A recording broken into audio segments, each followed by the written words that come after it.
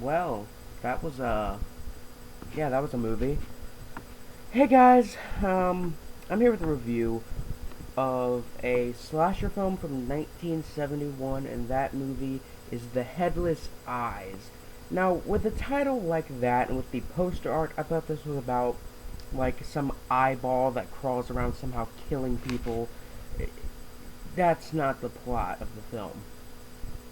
The plot is very reminiscent of Driller Killer and Color Me Blood Red in the way that it's about an artist who kills people. But in this film, it's different because the artist gets his eye gouged out while committing a robbery. And when his eye heals, he goes on a killing spree and cuts out women's eyes with a spoon to use them in his artwork. Now, the film begins with the aforementioned robbery and a woman attempting to stab the man in the back with a spoon, which is pretty funny. Then once he gets his eye gouged out, he keeps yelling over and over, "My eye, my eye, my eye," in the same tone of voice and the same exact volume, and the scene is half funny and half annoying. Then we get the scene where you can see he's now obsessed with eyeballs because all of his artwork contains eyeballs or has something to do with eyeballs. And we get more kind of terrible acting and dialogue and somewhat of a Shakespearean monologue from the killer talking about people outside who are just drunk having a good time outside of his art gallery. Um, he follows the people home, kills them, takes their eyes. Then he meets a hooker, follows her home, and kills her. Then we meet his ex-wife, I guess, ex-girlfriend, and then we learn more about the character himself and learn that, he when they lived together, they had a decent life, that there weren't many troubles, but now that he's living alone, he has to provide for himself, and he's realizing how hard life really is. um and we get more crazy dialogue from the killer with his ex in the room, and him talking about his life and how hard life is and all that.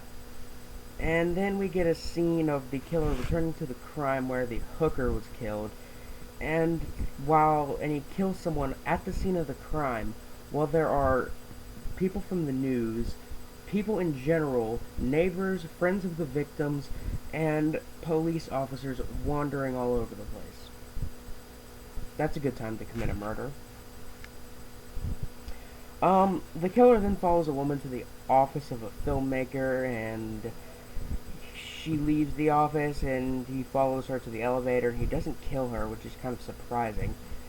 After returning to the office, he steals a picture of the woman who was in the office previously and strangles the secretary who came in and takes her eyes out with what he repeatedly says is the perfect spoon. Um, he puts the eye in what I'm guessing is some kind of rubbing alcohol. A woman breaks into his art gallery and says she thinks his art is amazing. He gets a letter from some secret admirer, and then he pulls the necromantic route and starts taking eyes from corpses in a graveyard, and he's caught by a cop, and he starts teaching this art student about sculpting, and I mean the movie's just kind of a little bit all over the place, honestly. And the film itself, it's poorly edited. It's not well put together at all. The killer is an interesting person. The killer is actually very interesting, and the actor did a pretty good job with playing the killer. The movie is a little weird and kind of surreal at times, but it's never boring. I mean, it always keeps you entertained with some kind of bad acting, dialogue, or some form of violence. There's a few scenes where the gore is a little decent. Um, and while we're on the topic of gore, on the gore meter from 1 to 10, 1 being something like The Corpse Grinders and 10 being something like Brain Dead, this film is at least is between a 3.5 and a 4. It's not extremely gory, but there's still some blood, and we see eyeballs, and it's still a little violent.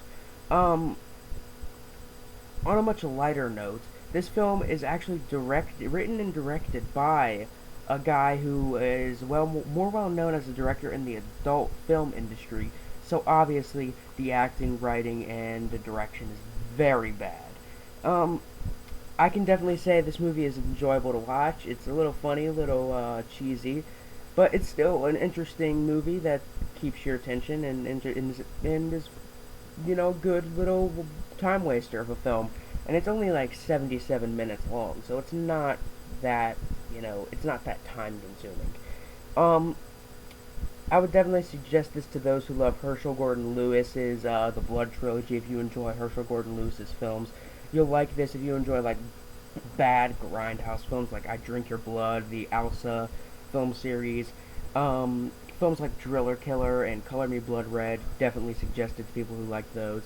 I mean, I'd have to say this movie is between a 2 out of 5 stars and a 3.5 out of 5 for me. I can't really decide which. I mean, it's fun, but it's not the best Grindhouse film I've ever seen. I think that title would have to go to something like Elsa, Shield from the SS, or I can't even think of one right now. But anyway, guys, I'm Biscuit Boo 69 signing off. Peace.